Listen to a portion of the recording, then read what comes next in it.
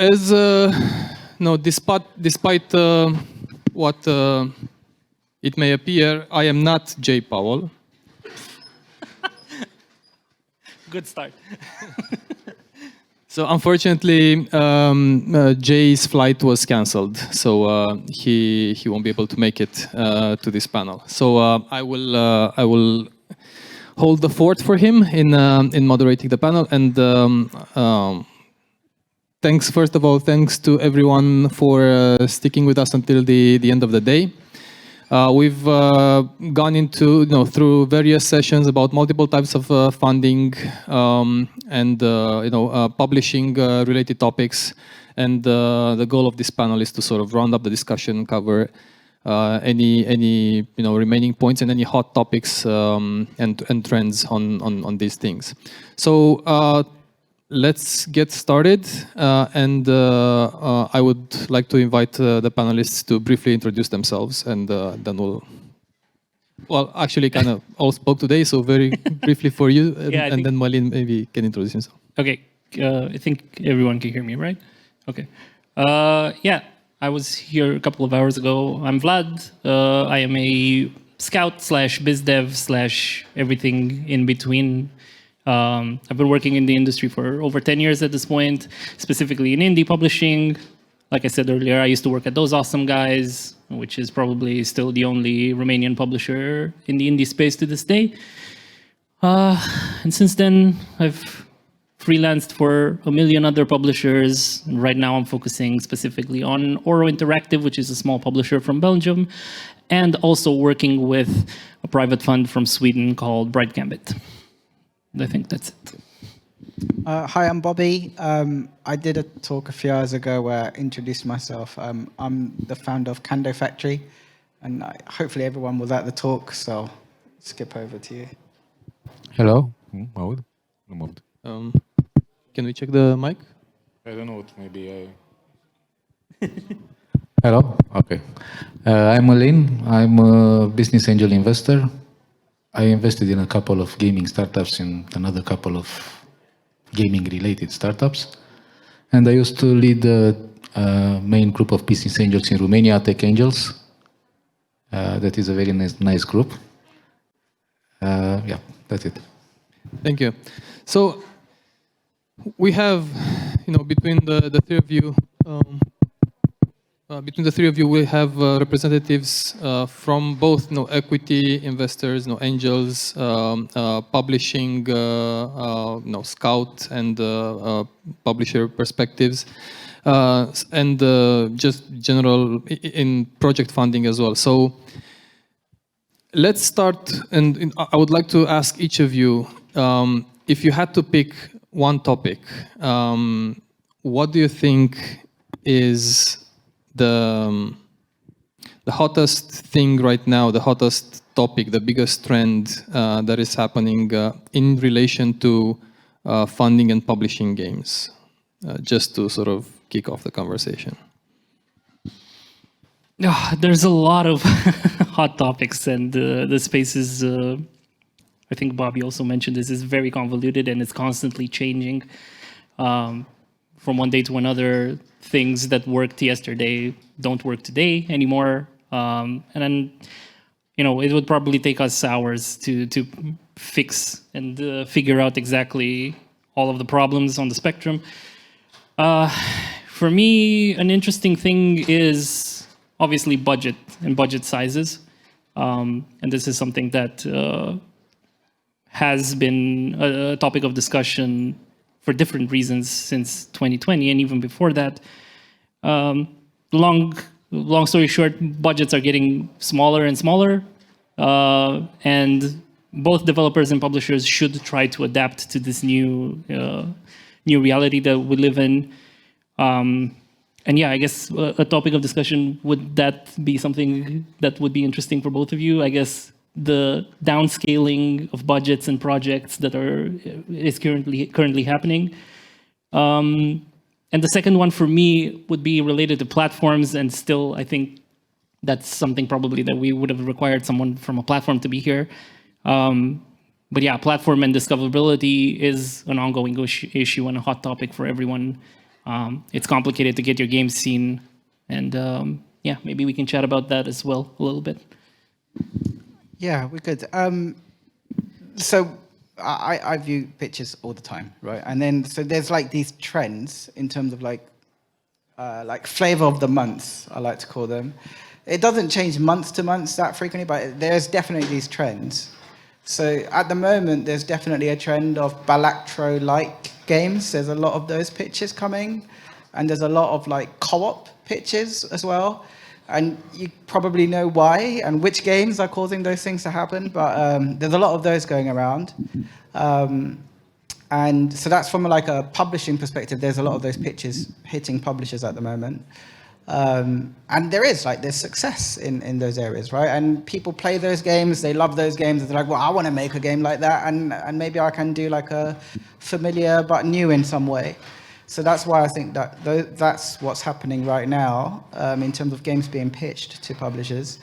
And then in terms of investors, I think probably the biggest thing is still right now, like AI-related stuff, like if there's a way of optimizing or being efficient in some way and having a scalable business that's investable, those things seems to, having investors like kind of standing up like a meerkat, like, oh, that sounds like something we could get behind. So I think those are probably the big trends I've noticed. But you're right, definitely budget sizes are going down. In terms of what's being signed, right? Like they're not fully funding games from the very beginning. When I say they, I mean publishers.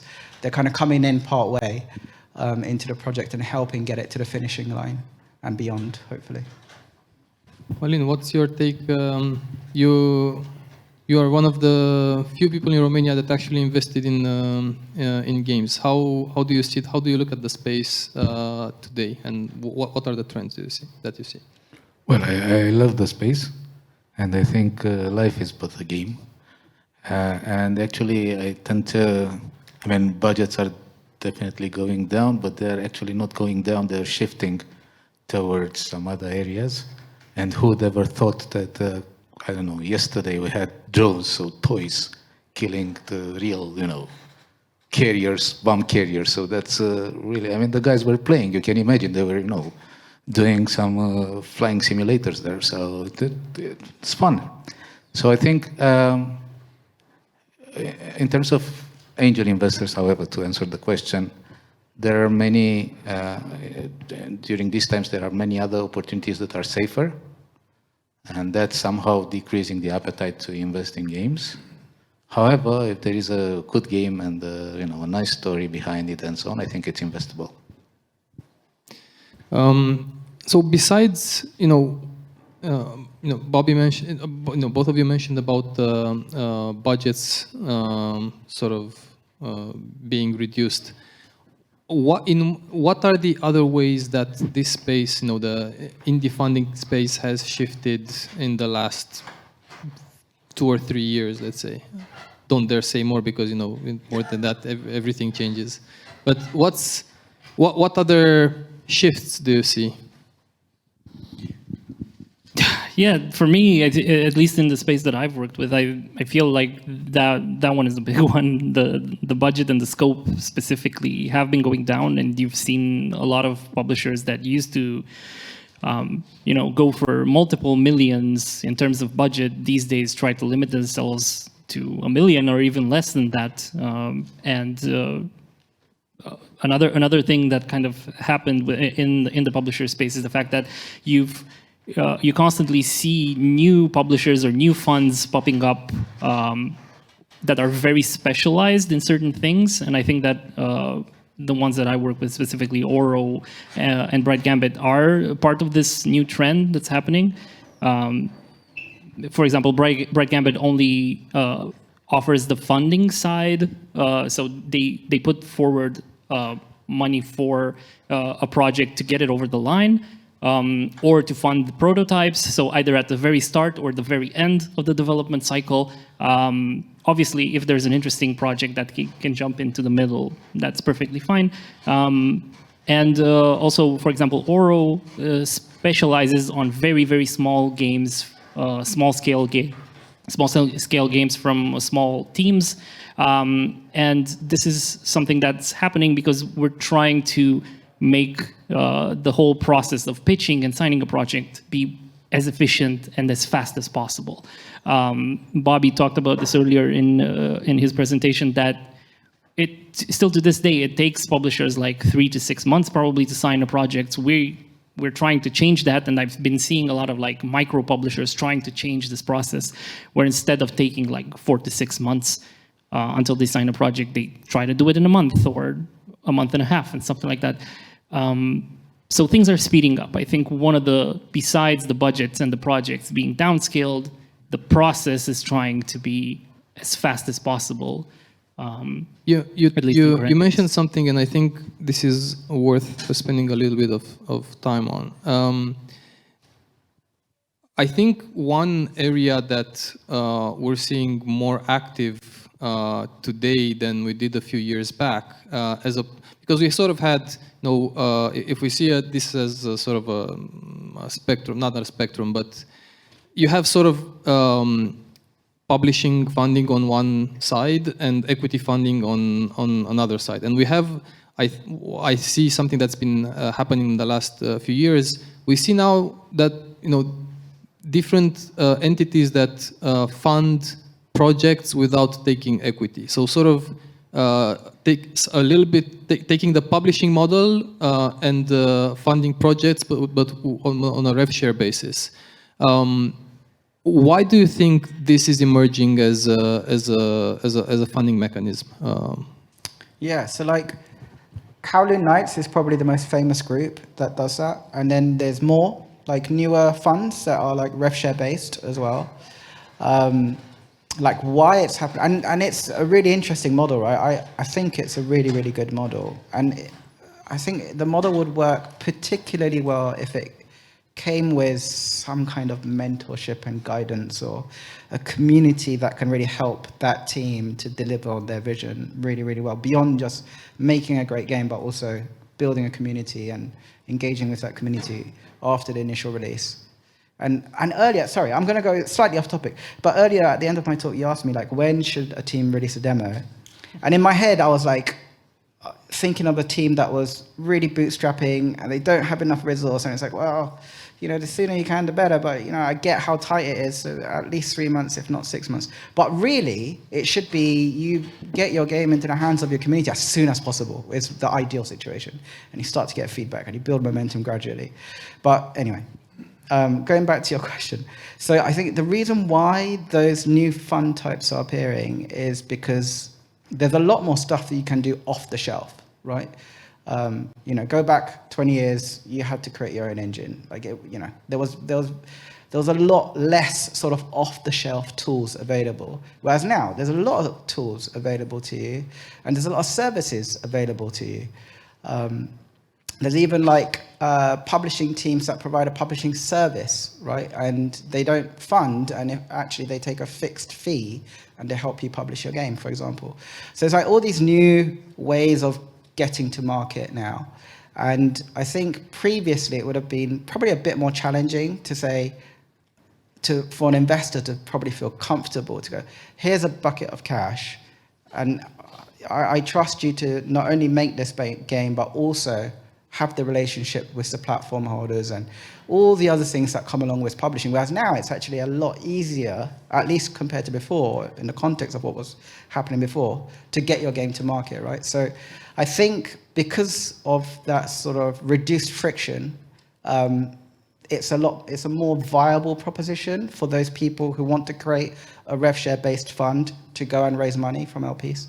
I think maybe that's why it's happening. I don't know, you probably know better than me. Why you think that's happening? Well, from my perspective, I mean, we invest in companies, and then if the companies can build a whole ecosystem, including, services and so on, without giving out shares, it's better. So if they really trust their product and if they think they can make it. Is this interesting for you is this model interesting for you as an angel investor to get some sort of revenue share based deal for project funding rather than equity? Is this something that definitely is less expensive if the things works. Mm-hmm. Okay. So is this model maybe a loaded question, but is this model a threat to the more traditional publishing model? I don't know. I don't think so. I think it complements it. I think what we're going to start seeing more and more in the industry is where there's multiple parties involved to get a game to market. So maybe you've got like a team specialized at raising money and deploying money, and you've got a team specialized in making the game, and a team specialized in getting it to market, for example, right?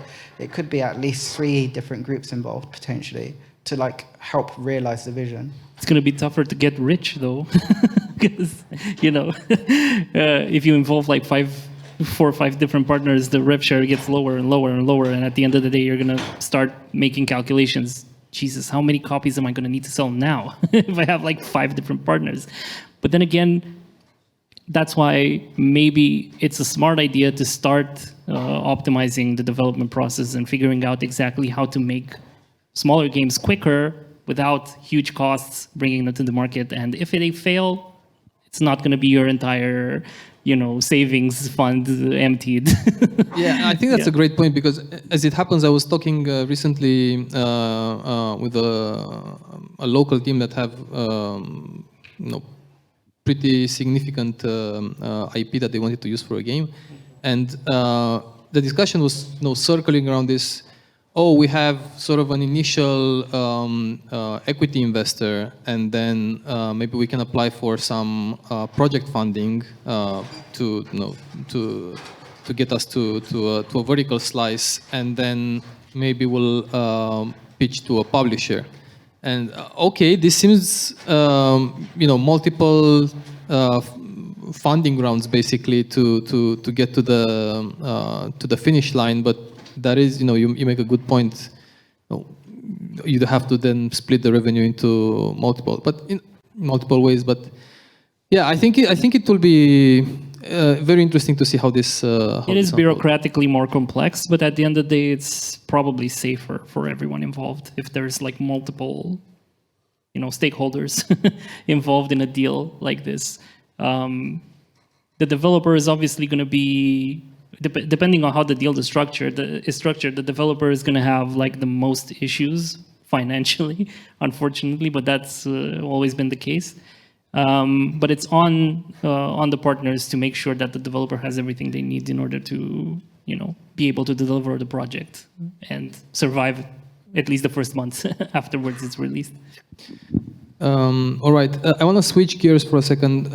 Malin, you said something interesting that, as an angel investor, and especially given the state of the games industry today, you see investors maybe looking more towards other sectors where which are maybe less risky at the moment. So with that context, what are green flags and red flags when you're evaluating a team in games at the moment? I'm just curious, as an investor and considering the context of the market today, what makes you more? Maybe let's focus on the green flags. What makes you more willing to take a chance on the sector? Well, all the business angels are saying first and the most important part is the team. I mean, you have to see that we don't invest in titles. We believe, normal angel investors would believe that there will be flops, and luckily there should be some success at a certain point. So then definitely the team is the most important, and when I say team, I include everything. It's experience, it's spark in the eyes, it's the determination, it's having fun, it's everything that counts. But then, if possible, to have a complete team, to have eventually somebody understanding marketing, or somebody understanding, or at least maybe having some relationship with some good publishers or whatever, that would definitely increase the value. Of course, if you had previous good experiences, that helps. It's good to learn from your mistakes, but it's even better to learn from success, in my opinion. So, yeah. And on the topic that we were covering earlier, if you're investing in a studio and in a classical equity round, do you see it? Do you see any issue with that team, securing publishing deal or taking additional project funding for a particular project? How do you see these different funding mechanisms? Well, it's hard to generalize. I think the best way is the cheapest way. If we believe enough in our project, then probably we should talk to a publisher later rather than sooner. Mm-hmm. If we don't believe enough in the project, maybe we can balance the risk sooner. Or if we have a complete team that is able to cover, localization, marketing, and so on, maybe we don't need a publisher.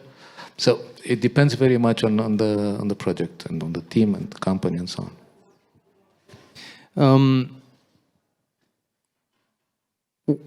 When given these options, and a question for everyone and anyone, for indies that have to make a choice, how do they answer the question, where do I get money from? Should they try everything? Should they focus on specific things? You touched on this a little bit in your presentation, Bobby. Maybe we can expand more on that. Yeah, so if your game is, say, highly scalable, right, and it's got potential just to go completely bananas, maybe it's free to play, right, or something that can really generate a lot of money over many, many years, then clearly you should be talking to potentially investors, right? Because that's what they're looking for. But if you're building a company that's making games that are, more of a safe bet, and it's like, traditional premium game, PC console, there's a market size that you can count on, but it's not gonna, make millions and millions, right?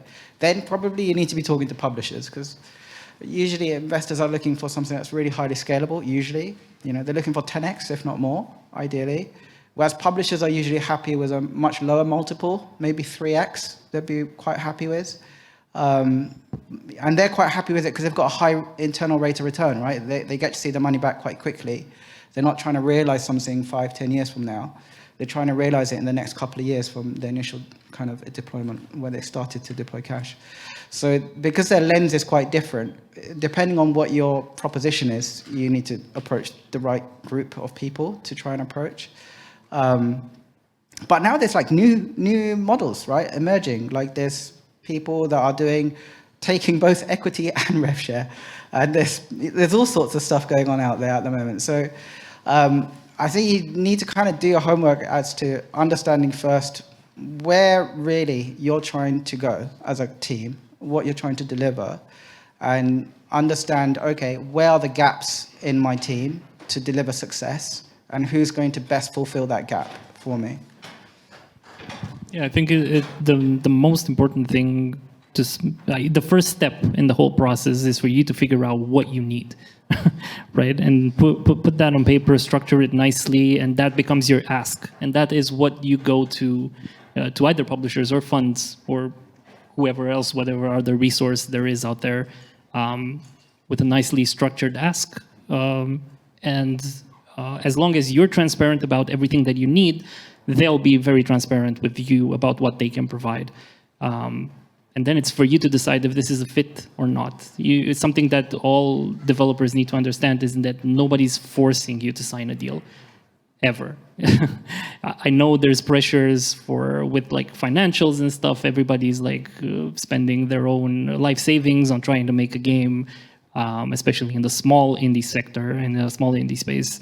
But yeah, try to figure out exactly what you need, structure it nicely in an ask, and then compare to what you're being offered and see what matches best. I think that's the high-level, simplified version of it. Let me take that and let me follow up from that and sort of flip the question. And I'll start with Malin.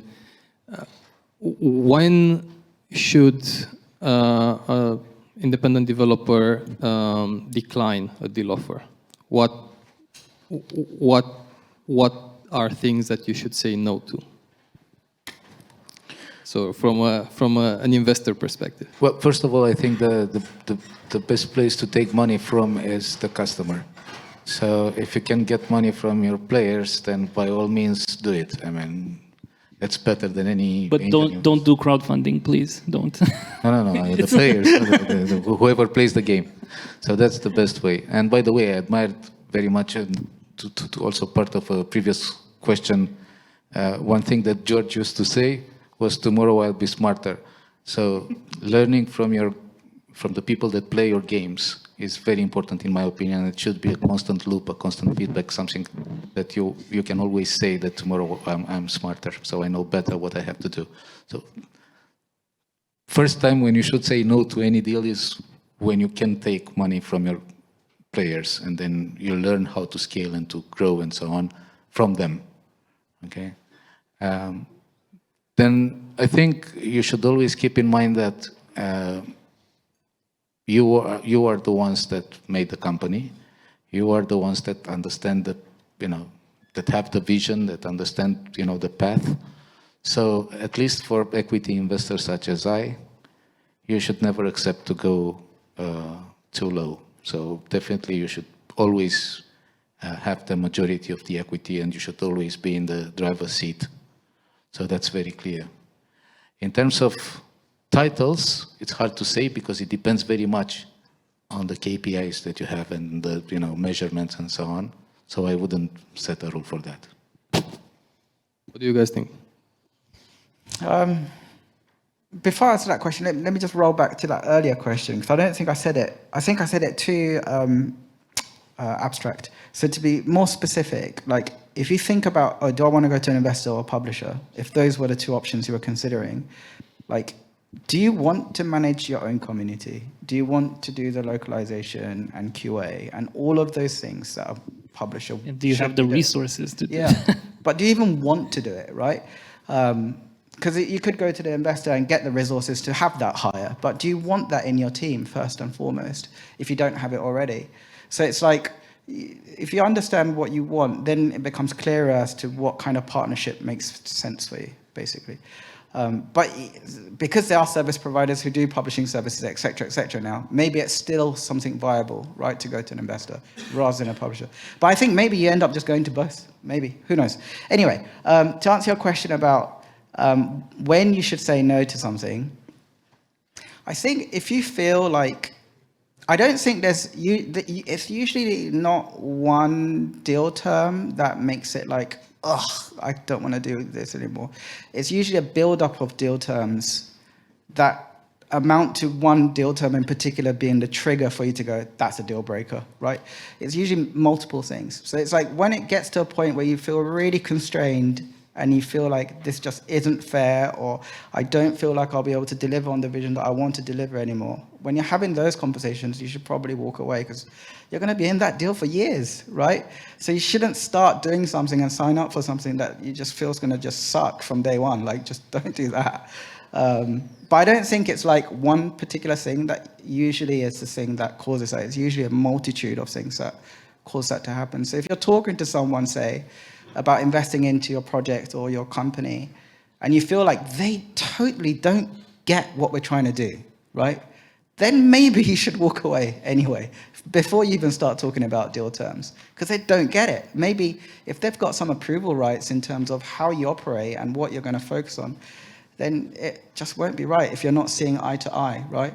So I don't know. I don't know if I've answered your question. But. No, like you said, I think it's you're getting into a multi-year relationship, right? And the human connection that you have with this partner is going to last, whether you like it or not, for many years. And if you don't like it, you're going to have to probably get a lawyer to get rid of that contract. So it's better to, first step before looking through the contract and looking through the deal, if it's viable or not, figure out if you want to spend 5 years at least with these people every day, chatting to them, talking about marketing, talking about potential platform deals and other stuff. maybe even socializing with them, going with them at events, hanging out with them at after parties and stuff like that. This is the type of thing that's so important, because if you don't have the necessary chemistry with the people that you're working with from a publisher or a fund, then it's going to be a relationship in which you're stuck. It's like marriage, unfortunately. If I can add to that, it's important, in my opinion, to do your homework. So, at least on the investor side, they are different. There are people and people, funds and funds, and so on, and they are different. I mean, if you take money from a state-owned fund, and there are such funds, definitely you'll have nothing to talk with investors, but you will probably have to prepare a lot of reports and stuff like that. Whereas business angels tend to be more nosy. So they will ask more questions and so on. So if you have the answer to all your questions, then maybe angel investors are not right for you. Okay, so... Yeah, for state funds, you're okay. You're not going to be partying with the prime minister or whatever. They're not going to ask you for reports and stuff like that. But yeah, for like smaller scale funds and publishers especially, you're going to need to have a good relationship with those people that can be, long term. So I want to ask about your take on like sort of rapid fire. I want to ask for each of you your take on something. So if for example, if you see if you're engaging with an independent developer who's asking for funding from your respective perspectives, how is it a good sign or not if they have an advisor intermediary that represents them in that conversation? For me, it's a bad sign. I mean, I'm open. I'm willing to talk to Billy. If they need somebody in between, then something is wrong. All right. I think, in my company have advisors. A couple of them are in this room, and I think advisors are crucial, right, to you building a really successful business. I don't know everything. I can't know everything. It's impossible, right? So I just feel like, I'm half Japanese and I'm from Hiroshima, the Japanese side. And there's this old story in Hiroshima where a warlord was in front of his three boys and he got 3 arrows out and he broke 1 arrow and he was like, how easy was that sort of thing? And then he got 3 arrows out and tried to break it and he's like, you're stronger together, right? So I don't think that story's true. I think it's just folklore that this thing happened. But it's a famous story in Hiroshima. Anyway, so with that in mind, I feel like you're stronger together. So if you can get really good experience, i.e. advisors on your team to help you with the direction of the company or a specialist kind of area, then you should definitely have advisors on board, and the sooner the better, because maybe you're making a crucial error, right? And the sooner you fix things, the cheaper it is to fix. But then an advisor representing you, I think, is going probably a step too far. I think you should represent yourself as much as possible, but with the aid of your advisors, in support where it makes sense. That's my take. All right. Yeah, I think it probably depends on the advisor, because at the end of the day, you're going to be interacting with him, and if that person isn't aligned with your takes on the industry or how you want to do things, it's probably going to be a situation where the communication is going to break down. But personally, I've never had bad experiences with the studios that have had advisors on board, and they've been involved in the negotiations of a contract. It's especially for, again, I always mention this because when people say indie, sometimes we talk about 40 people teams. I'm not talking about that style of indie. I'm talking about like duos or teams of up to 5 people. These people need advice. They feed on advice, and that's how they make their decisions, based on interacting with other people and networking and getting advice. If they have an advisor on board, that's great. If this type of team also needs legal advice most of the time when they get the contract proposition, they're not going to know what to do if this is the first time they're seeing a contract, right? So if it's someone who is part of the industry and can give them some insights, that's perfectly fine. if they need a lawyer, sometimes there are publishers who offer to pay for that lawyer in order for them to get, objective legal advice. So yeah, long story short, I think it's fine to have them. And I think it's very important. The smaller the indie, the more advice they need in order to succeed. Okay, Malin? Just to make it clear, I have nothing against advisors. Yeah. Advisors are good. I was talking about intermediaries. So you need investment, and you cannot discuss it by yourself. You have to have somebody in between to talk about it for you. That's the problem. Of course, it's good to have advisors. By the way, it's good to have advisors with skin in the game, if possible. Okay, so not just people giving some advice. Very good But point. otherwise, yeah, it's good to have advisors. All right, so advisors are good over relying on them, maybe not so much. Still have to judge it yourself. Yeah, yeah. What about debt? So you're talking to an indie and they have some maybe bank loan or some other type of debt financing that they've secured before. How much of an issue is that? Is it? I can only reply with an anecdote to this. I have interacted with a developer in a very weird situation a couple of years ago where they had a really cool game, a really scalable game as well, big potential, but unfortunately they had cut ties with their previous publisher and they owed them 400K. So the game required 100K funding and also somehow 400K to pay the previous publisher. So at that point, it's something that at least with the people I work with at my scale is unfortunately not doable. It depends on the size of the debt and the other clauses attached to the debt, I guess. If the project has potential to cover that debt through sales throughout a certain amount of time, then maybe it's doable. But there are situations like this where you find developers with a cool project that unfortunately had a relationship breakdown with their previous investor or publisher, and they need to pay them back. And those projects are kind of hard to get into and to invest, at least from my perspective. I don't know.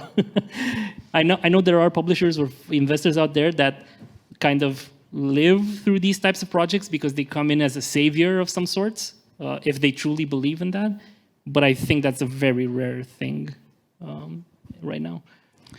For me, it's been rare to come across really rare to come across developers with debts already. More often than not, like when we do the financial due diligence and we do their credit checks, sometimes it's like they're like struggling to get by, but they don't have like debts as such, except for those kind of like. This is likely probably more advanced in this. Yeah, so this is like quite a rare case where stuff like that happens. But more often, what happens is you have like bad credit ratings in the company, right, coming up from the financial due diligence, and then that's a red flag, and it's like, oh my god, these guys haven't really kept their books properly for quite a few years, and it's like, ooh, that doesn't look good, and that's a big red flag. And that happens more often than coming across a developer that has debts. But when a developer is in that situation where they've broken away from a previous relationship and there's some kind of like debt, it's a kind of debt, but basically some money owed for you to buy the rights back or something in some way. Previously, when we came across those, it was like that wasn't the driver for us to either go ahead or not go ahead, but it was just something we had to take into consideration as, okay, for us to publish it, it's going to cost this much money to publish it. Like it's part of the kind of deal in a way. So it didn't turn us off if it was just that. Malin? Yeah, I'm on the same side. So if it's financially reasonable, that's okay. If it's not, it's not. Doesn't matter if it's a debt or some other sort of. So you just factor that into the, investment decision and see if it makes sense. All right. We've talked a lot about pitching and to different types of pitching. What each of you is reviewing like tons of pitches on a regular basis. So it's a very real grind at some point. What I want to ask, we talked a lot, and even some of the presentations about things that you shouldn't do. But I want to ask if you can recall specific pitches, which you don't have to name, but if you can recall specific pitches that jumped at you in a positive way. And what were the things that jumped at you that you can point out as good examples for developers? Okay, well, for me, as I said, it's important to see the team. So, by example, when I see the slide with the team with 4 names and nothing else, and 4 pictures, I don't understand anything. It's just okay. If you can say something about that, it's important. As I said before, with one thing that was impressive for me was when I understood, like the example I gave with Georgie, with tomorrow we'll be smarter. That's important. So there's some. It doesn't matter that you don't understand completely what you have to do, but you know how to improve yourself. So these kind of things are important to me. And they're mostly related to the team rather than to the product itself or the title. And that is a specific topic for equity investment because it's a longer term investment. And that's a question also that I get sometimes. Where do you put the team slide in a deck? Is it more towards the beginning or more towards depends the who you pitch to. Depends on the pitch. Depends on who you're pitching to, exactly. Because if it's an equity investor like yourself, that's a very important aspect. If it's a publisher, it's important, but maybe not as important. What about you guys? What are things that jump at you in a positive way? To date, the best pitch I've ever had in person was a game called 9 Days in Fallujah. That pitch was unreal. It was so good. I literally had the hairs on the back of my head standing up. I was just like completely in awe. We didn't sign the game, but I loved the pitch. It was so good. And the reason why it was so good was the passion really came across. The speaker was a really just clearly well-polished, really well-practiced, complete subject matter expert. Like you really felt like this guy and his team know their shit. Like they really understand it. And it was a game with some controversy and continues to be in some way. It's done quite well, I think, and it continues to do well. I think it's like one of those evergreen games that can continue to do well over time. But yeah, that was really good. Like, so this is like asking like bonus points and beyond, right? But like a really, really good pitch, you clearly come across as a subject matter expert. You're really well practiced. The pitch itself is in keeping with the theme and lore of the game in some way. Even the font and the coloring and the assets, like everything, the language that's being used, it's just completely in tune with the game and theme. Like when all of that just lines up, it's like, what? It just blows you away. Like sometimes it's like a fantasy game and it's like really lush fantasy-like art and lettering, font, and the language being used is very fantasy-like, for example. It doesn't have to always go down that route, right? But that kind of stuff can really impress when it's all just perfectly in keeping with everything. Yeah, I think for me, unfortunately, the coolest pitches that I've ever received did not include a deck. A lot of the cool games that are like captured my attention instantly were basically people sending me like a rough cut of a trailer,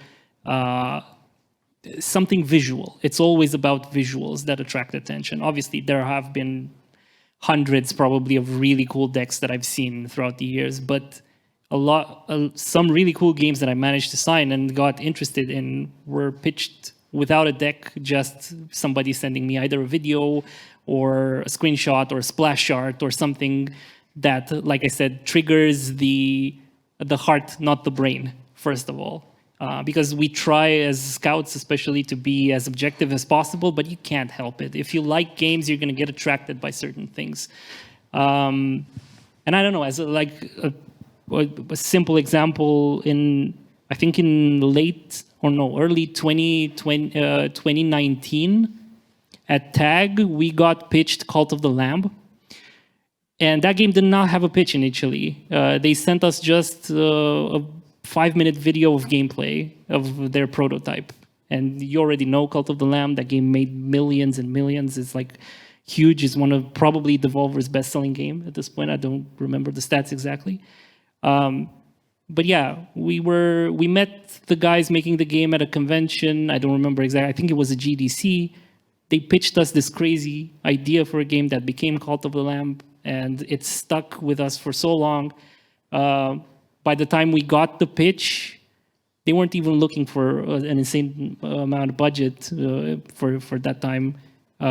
They had already convinced Devolver to sign them, so it was late. But that's the type of a way to instantly attract attention. Try to appeal to the heart of the scout, of the CEO, of the publisher, not necessarily the brain, because you'll get chances to pitch the numbers and stuff later on. That's a great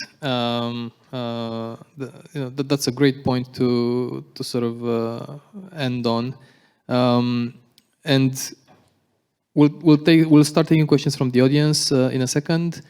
Like 30 seconds, not takeaways, but advice doing these in today's market and context.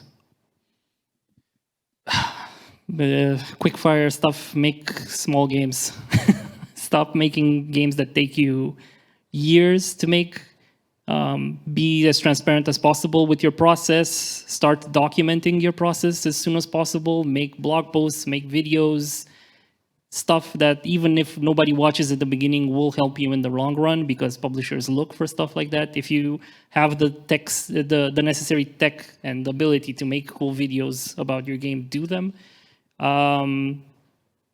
Iterate, put your demos on itch, fail with them, delete the page, make it again, do the same on Steam, test things, do A/B testing with your capsules, again, delete the page again if it doesn't work, make it again, but don't spend huge amounts of time on an idea, because it will bankrupt you eventually. Just make dirty stuff fast, and at some point something will stick, and it's better to have like 10 projects developed in a year than to work for 5 years on a game and never get it funded or signed or whatever. It feels better. You have a portfolio of stuff you've done. Yeah, I'm in line with you, man. I think that's sound advice. I was even telling a developer today, like, try and find a route to get to market without any external funding. Yeah. Like maybe it's about rescoping the game, right? And kind of making sure it's something that you can deliver. So how you can get an MVP to market. Try and get your game into the hands of your audience as soon as possible and see if it ignites, right? And try and get that ignition going. Obviously, you should look to get funding if that's possible.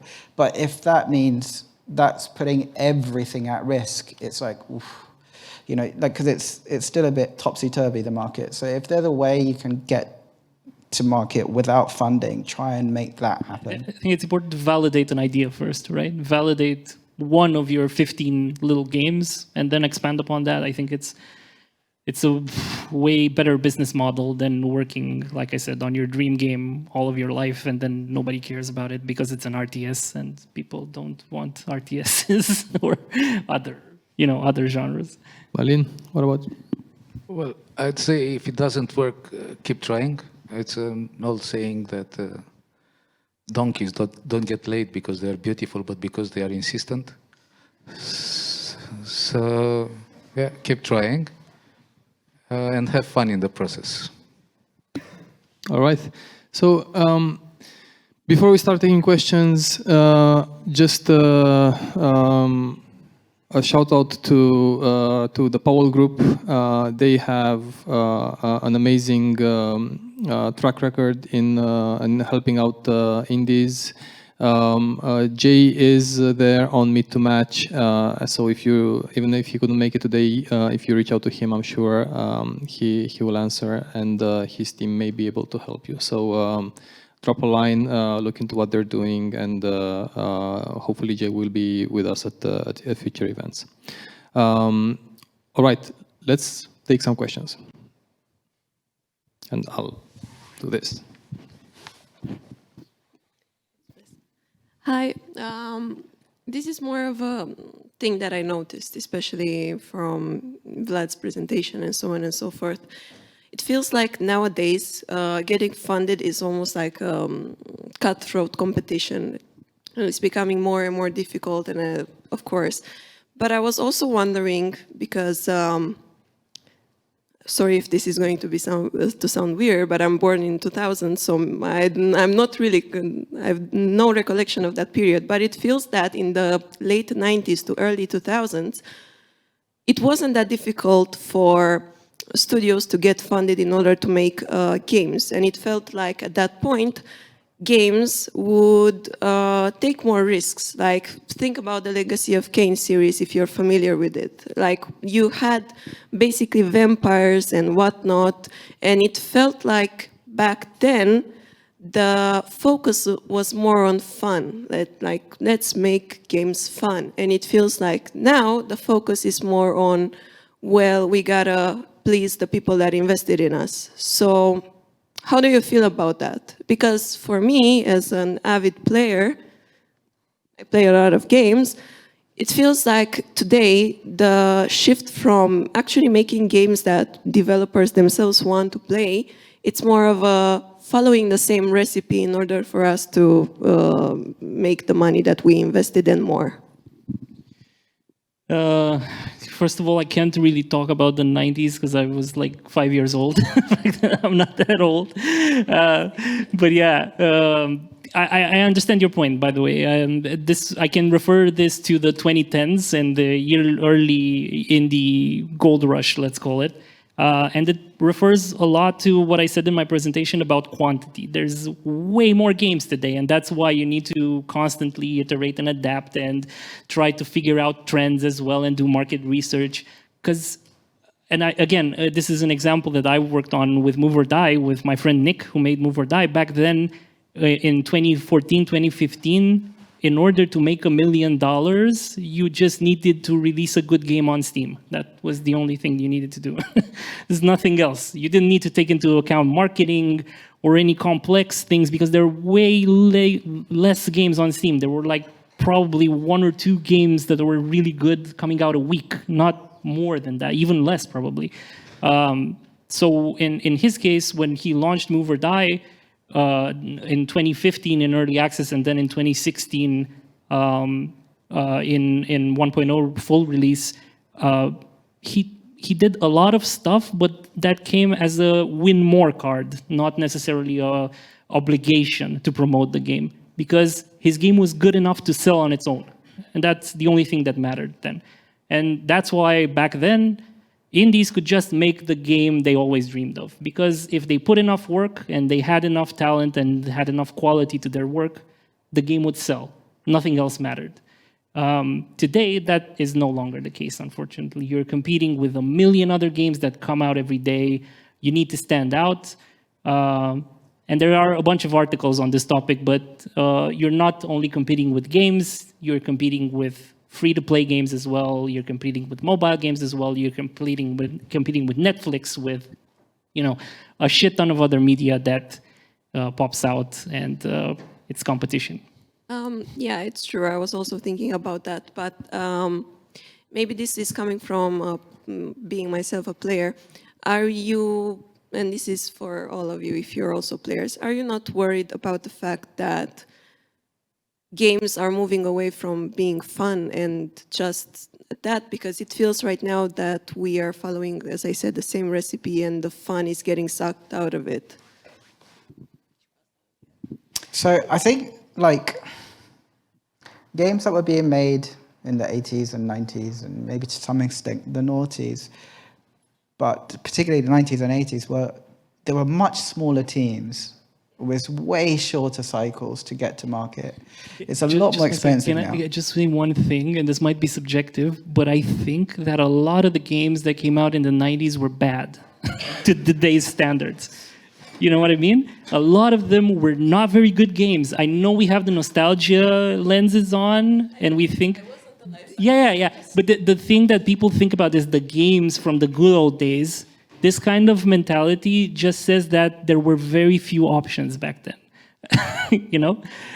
I mean, especially after 2010, the options were there. I'm not talking about that. But again, in the 90s, you would go to arcades and you would play Galaga and stuff like that, and even before that, and that game is just not good by today's standards. I know they're important to history, but they're just not good.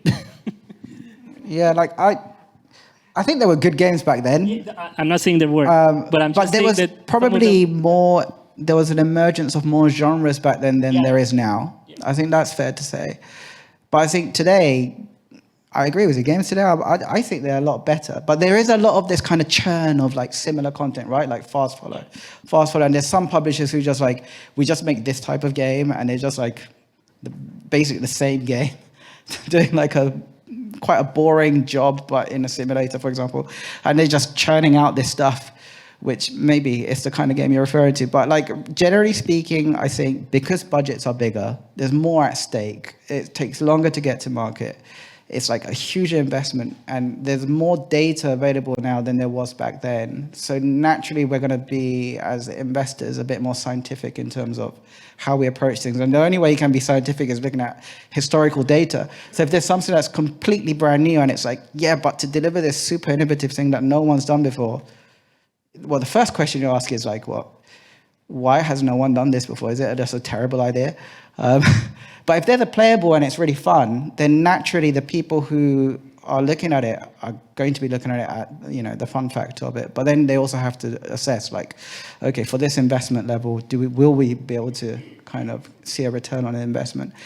But I don't know. I think there's like lots of good games coming out. It's just there's a lot of shit out there as well, to be fair. Yeah, sure, but I think there's also less exploration on new things. Well, I tend to not agree. So as an investor, a business angel investor, I can tell you that any company, gaming company, will have a lot of attempts until they get to success. And all those attempts are games that are not satisfying their investors. They're flops, but they may satisfy their players. However, they don't know how to make money. So sometimes you also need to eat, so then you need the title that makes money too. Huh? But it's not necessarily to please your investors, it's to please everybody. Because once you make money, you can continue growing the game, you can continue adding to the game and so on, and you can keep living. Whereas if you don't make money, you'll eventually die.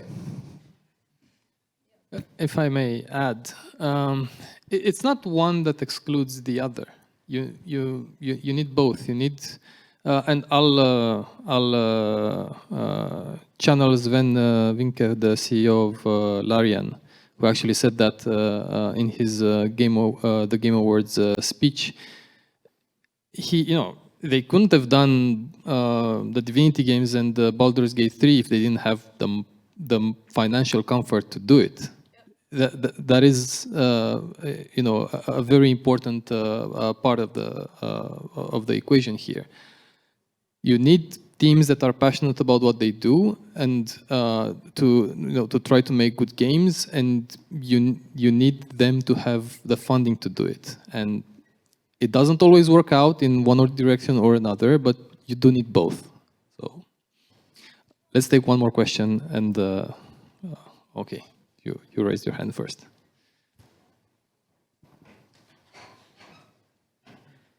Thank you. Are you guys more eager to pick a candidate that has a really good game but gives you a bad vibe, or a not so good game but you get a good vibe from him? I like to have both. Oh God, it's ideal to have both. That's the problem, and you tend to like chase this option of having both. I mentioned this earlier, and I think human interaction is like very important. If you're getting bad vibes from a person who's making a good game, you're probably not going to sign it because it's a long-term relationship. And if that person seems unreliable or is just horrible to work with, somewhere down the line, even though the game is making money, the communication is going to break down. And you're going to have more problems than the money you're making, which is not going to be worth it. I think it's more important. Yeah, as a publisher, if the game isn't good, you just won't get behind it anyway. Yeah. So that's a must. And then the team thing is like, sometimes super talented devs are difficult people, and they're quite stubborn, and you just have to take that. And sometimes the nicest people in the world, yeah, they might be lovely, and you might want to hang out with them, but like the stars don't align, and you never get to work with them, right? So yeah, ideally it's both, but I'd probably be like, yeah, the game has to be good, otherwise we're not even going to have a conversation about signing it. And then like the team thing is like, it depends. Like if they're like toxic and horrible, then that's like, well, we can't. But if they're like just difficult and stubborn and very like, you know, they've got a vision and they're just like, this is the way, then it's like, oh, maybe we go along with that, right? And we've done that quite a few times with success, and just accepted the fact that, okay, they're a bit special in some way, and we just have to accept that that's the case, and we make it work. But if the game isn't good, then we won't invest in it. And one last question.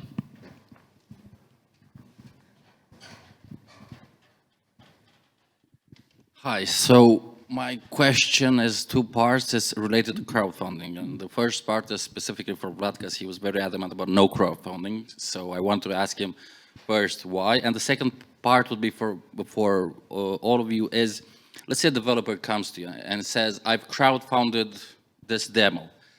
I now owe 1,000 keys. I need to put this guy in my game. Anyway, do you treat it as a sort of debt, like you said in like a previous relationship with the developer, or is it more at play here? Like, how would you see crowdfunding regarding that? What do you mean debt in this situation? Are you referring to like the things that the developer needs to give back to the community? Is it like do you treat it in the same way as a debt? You put it, you know, in pros and cons, or is it? No, I think it's... Is it more at play because it's specifically crowdfunded and it's, I don't know, there's something that I'm missing? Yeah, no, it's fine. If a developer comes to you with a good project that they've already done a crowdfunding campaign for whatever reason, and it was successful, first of all, and then they need to give back to the community like keys and, you know, merchandise and stuff like that, that's perfectly fine. We might actually help them to produce higher quality stuff if they need to deliver and stuff like that. So that's not a problem. My problem with crowdfunding is that a lot of developers that I hear who want to do crowdfunding these days want to do it for the wrong reason.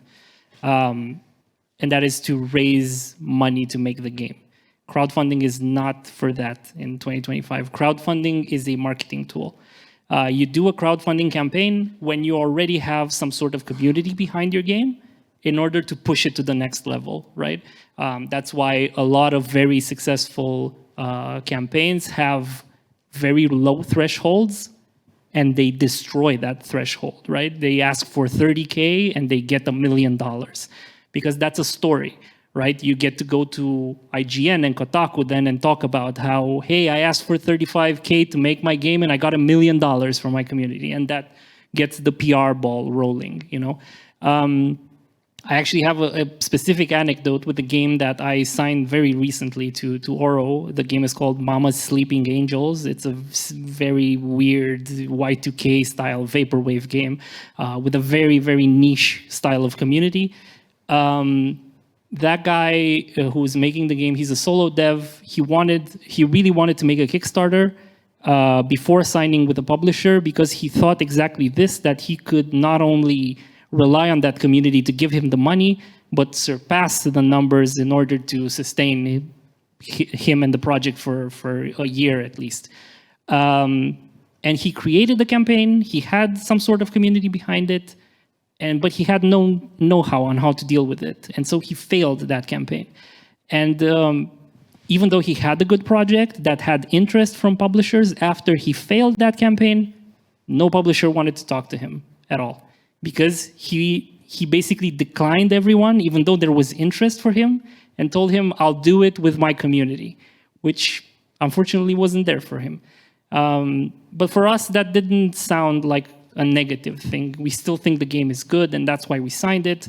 And we will work with him in trying to build that community more and expand on everything. But yeah, just TLDR, I think crowdfunding these days is more of a marketing tool for people that are successful already, and not a fundraising tool. But I might be wrong. I don't know, Bobby. What do you think? I'm in agreement with you on that. I think it can be a really useful tool, but you just have to be really careful in terms of, because there's a lot of resource, time, and effort and stress that goes into making that campaign successful.